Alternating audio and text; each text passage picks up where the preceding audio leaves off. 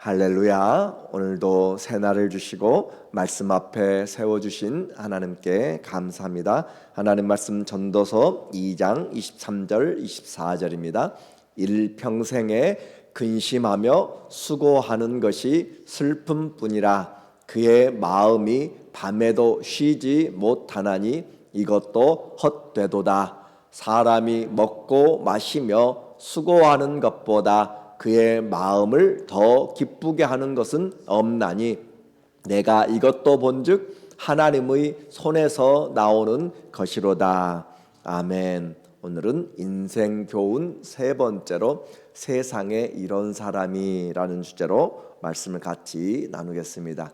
살다 보면 세상에 이런 일이 하는 것들이 많이 있어요. 정말 이해되지 않는 것이 있고 어떻게 저렇게 살까라고 하는 그렇게 한 가지에 꽂혀서 살아가는 사람, 어떤 사람은 세상을 등지고 살고 어떤 사람은 정말 하루 종일 아침부터 저녁까지 일하는 사람, 여러 사람들이 있습니다. 그런데 오늘 우리에게 세상을 살아가면서 인생을 어떻게 살 것인가 가장 큰 중요한 주제를 가지고 이 전도서의 삶을 우리에게 말해줘요. 자신의 방법과 뜻대로 살아갑니다. 누가 뭐라 해도 아무 말도 안 듣고 자기가 세운 그 계획대로 또 고집대로 살아가는 사람들, 그리고 먹고 살기 위해서 아등바등 그렇게 힘쓰고 애쓰며 사는 많은 사람들이 있어요. 갖은 애를 씁니다. 그럴수록 우리는 이 생명의 말씀, 하나님의 계신 성경을 읽어야 되고 또 인생을 더 잘 알기 위해서는 전도서를 읽어야 되는 거예요. 유대인들은 이 전도서를 청년이 되기 전에 어린 나이 때 이 말씀을 그들이 배웁니다. 그리고 매 절기마다 특별히 초막절 때 이 말씀을 읽어요. 인생의 수확을 거두면서 하나님의 말씀으로 우리의 인생이 어떻게 헛되지 않을 것인가 라고 그것을 바라보는 것은 중요한 지혜를 얻게 되는 거예요.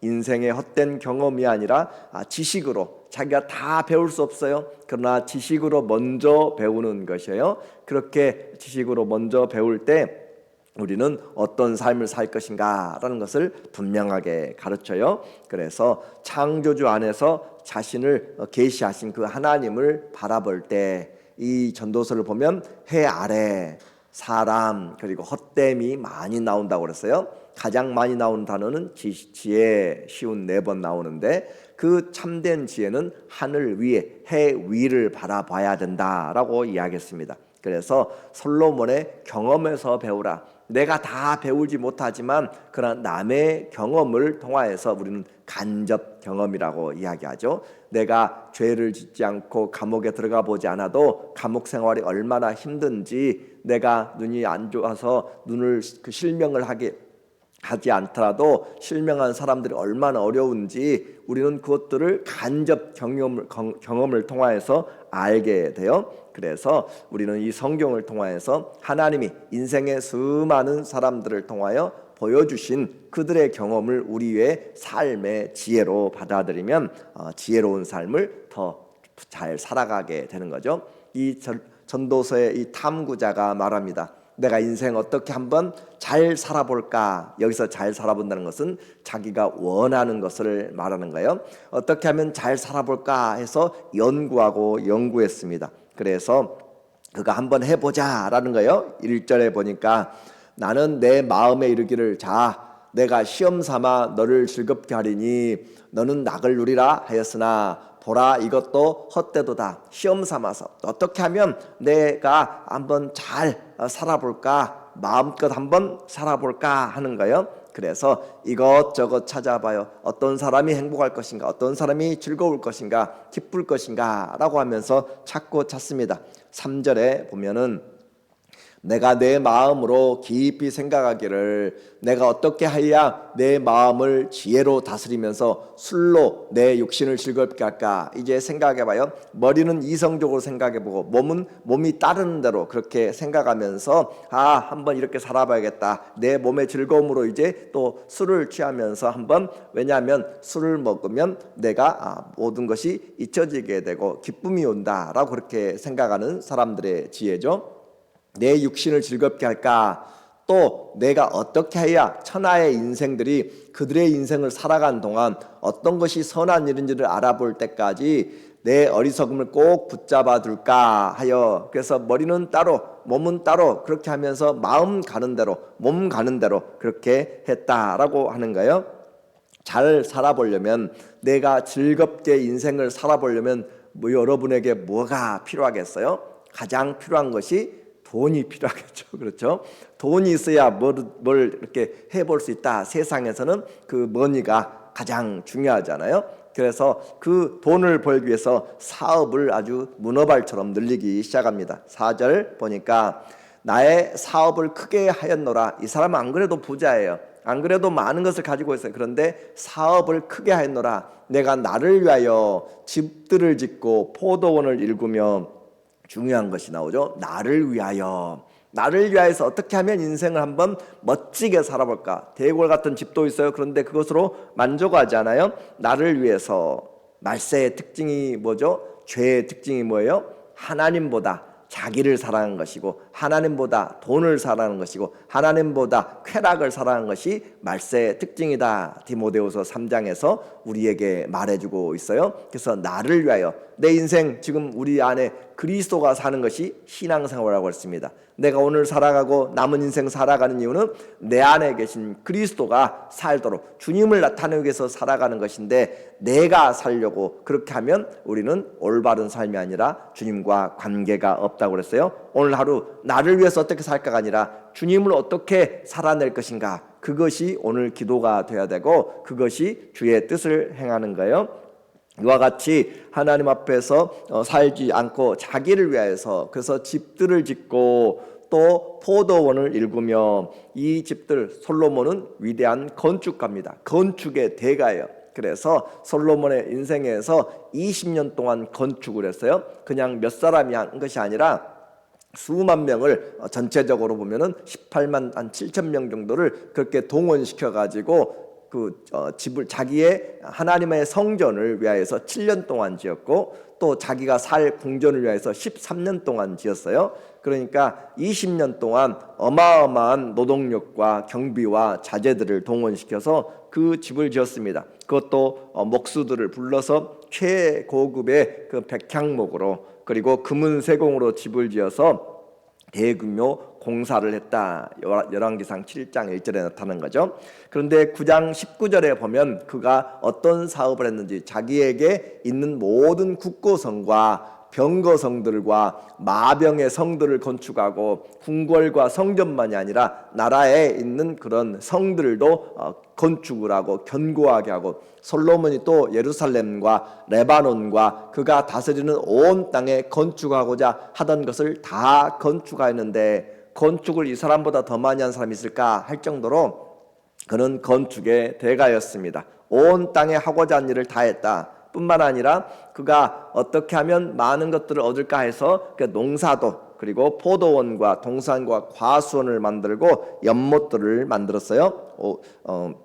연못들을 만들었는데 5절에 보니까 여러 동산과 과원을 만들고 그 가운데 각종 과목을 심었으며, 나를 위하여 수목을 기르는 삶에 물을 주기 위하여 못들을 팠으며, 그래서 건축뿐만 아니라 자기의 삶의 유익을 위하여서 동산과 과원들을, 과수원을 만들고 많은 것들을 심었고, 그것들을 물 주기 위해서 연못들을 많이 파서 정원을 만들었습니다.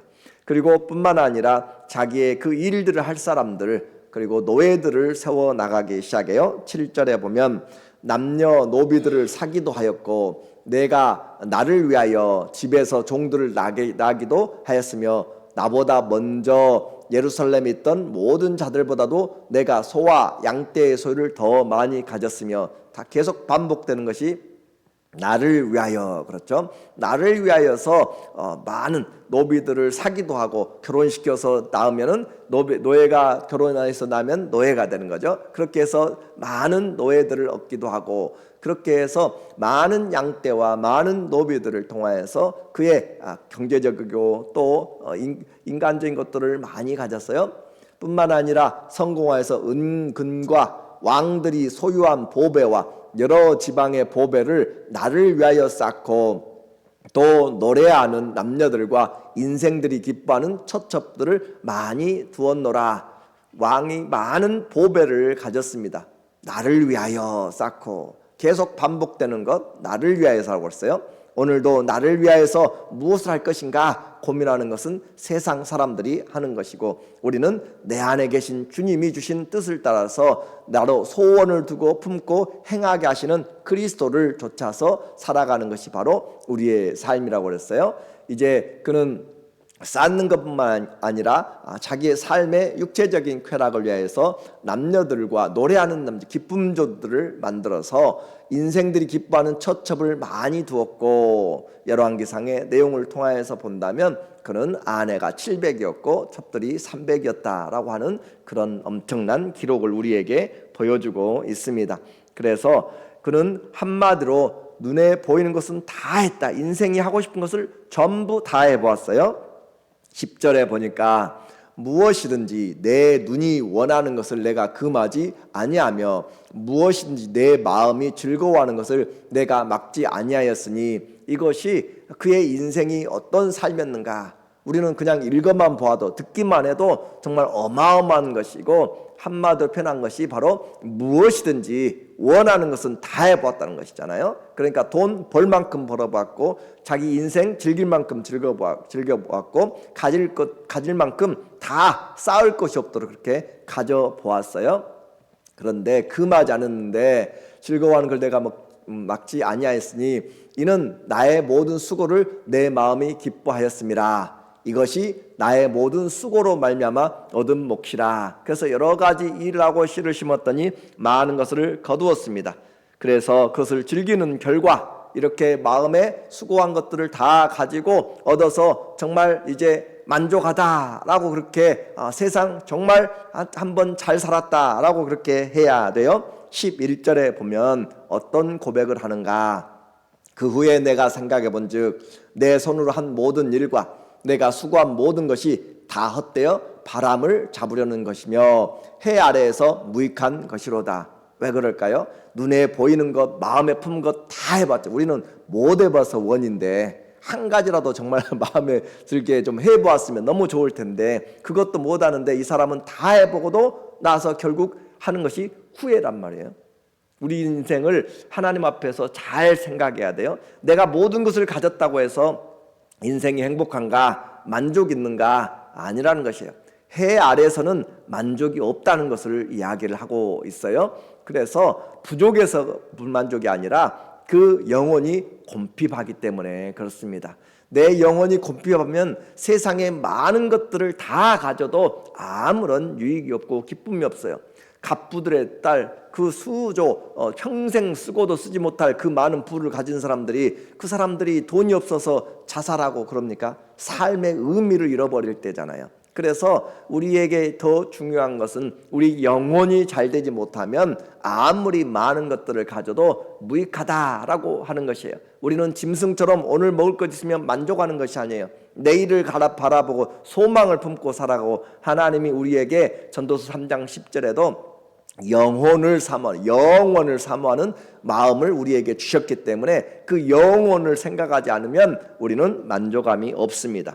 그래서 내가 이룬 일 땀방울 노고를 찬찬히 들여다 보았어요. 정말 많은 것들을 얻었습니다. 놀라운, 어느 누구보다도 놀라운 그런 해마다 저 멀리서부터 원군 각지에서 그 세금을 가져오고, 정말 그의 삶에서 길거리에 은이 그냥 뽕나무같이 많을 정도로 은을 귀하게 여기지 아니하였으니 모든 그릇들도 모든 궁전에서 쓰는 모든 것들이 다 금이었다라고 그렇게 이야기하면서 은은 너무 흔하여서 그렇게 중요하게 여기지도 않을 정도로, 그러나 내가 자세히 내 손으로 수고한 모든 것들을 다 보니 바람을 잡으려는 것 같다. 정말로 아무리 열심히 손을 내저어도 움켜쥐어도 바람을 잡을 수 있는 사람은 없습니다.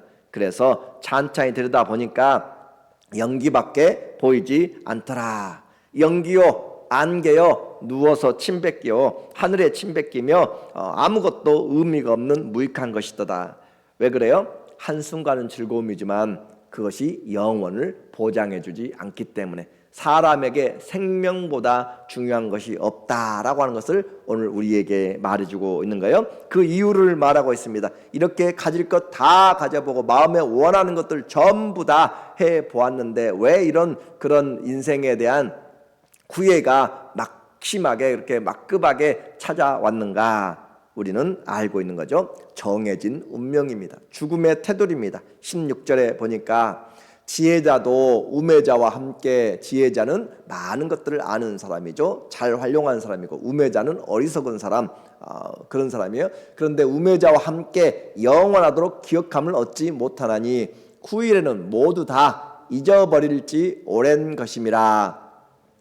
오호라, 지혜자의 죽음이 우매자의 죽음과 일반이로다. 지혜가 많고 많은 것을 누리면 좀 다른 사람보다 더 많이 만족하고 오래 살고 죽음을 좀 피해갈 줄 알았어요. 돈을 주면 그렇게 좀 죽음이 피해갈 줄 알았고, 또 군사력으로 그렇게 하면 죽음이 피해갈 줄 알았는데 아무도 죽음을 피해가는 사람들이 없더라라고 하는 것을 살면 살수록 알게 되는 것이에요. 그래서 죽음의 그 그물에 갇혔습니다. 그러면 이렇게 뭐하러, 어차피 죽을 것인데 죽어라고 고생하고 죽어라고 공부하고 죽어라고 그렇게 하면서 내가 이렇게 지혜로우려고 하는 거지. 모두 다 연기에 불과하고 똑똑한 자나 어리석은 자나 모두 다 시야에서 사라져 버리는데, 그리고 하루 이틀 지나고 나면 처음에만 사람들이 슬퍼하고 그러지, 며칠 지나고 몇 달 지나고 몇 년 지나면 아예 흔적도 없이 사라져버리고, 그는 흙은 흙으로 돌아가고 먼지는 먼지로 다 돌아가 버리는데, 이것이 하나같이 다 미치는 장사다라고 하는 것을 이제 깨닫게 되는 거예요. 그래서 죽음이라고 하는 큰 문 앞에서 자기가 이제까지 이 땅에서 쌓아놓은 모든 것들이 다 무너져 내리는 것을 보게 됩니다.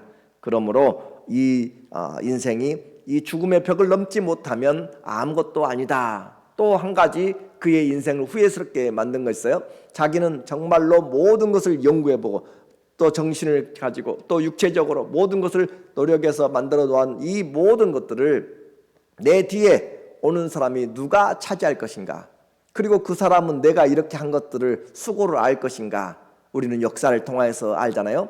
히스기야가 그렇게 열심히 우상을 버리고 그렇게 하나님을 섬기도록 그렇게 해왔던 것들을 그의 아들 므낫세가 완전히 뒤집어서 거꾸로 다 여호와의 전을 회파하고 또 우상들 세우고 완전히 뒤바꿔서 엎어버리는 그런 일들을 알게 돼요. 정치도 마찬가지잖아요. 이 당이 했으면 저 다음 당이 일어나서 그 정책들을 다 바꿔버려요. 그렇게 내가 이렇게 수고하고 애썼는데 내 뒤에 오는 자가 결국 그 수고한 것들을 가지고 어떻게 사용할 것인지, 그것도 참 내가 마음대로 할 수 있는 것이 아니고 그가 이 가치를 알아줄 것인가 생각해 보니까 너무나 어리석단 말이에요.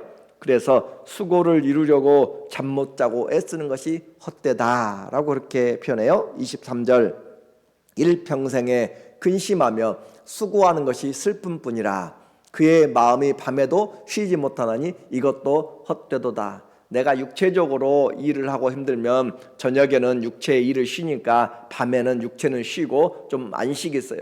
그러나 정신적으로 병이 들게 되면은, 염려하게 되면은 정신적인 것들은 이건 도무지 쉴 틈이 없습니다. 그냥 밥을 먹을 때도 걱정이요, 차를 타고 가도 걱정이요, 이 사람을 만나도 걱정이요, 모든 밤에도 잠이 안 올 정도로 걱정과 근심이 우리를 둘러싸고 있다라고 하는 것이에요. 그래서 일평생에 근심하며 수고하는 것이 슬픔뿐이라. 오늘 우리 인생에 이런 수고와 슬픔뿐인 것들을 다 감당하시고 우리에게 참된 평강, 세상이 주지 못하는 그 은혜와 평강을 주신 분이 바로 그리스도 주시기 때문에 주 앞에 나오면 우리의 마음을 날마다 우리의 짐을 지시는 그 주님이 계시는 그 영혼의 풍성함을, 만족감을 알지 못하면 우리도 여전히 수고와 슬픔으로 후회되는 것이죠.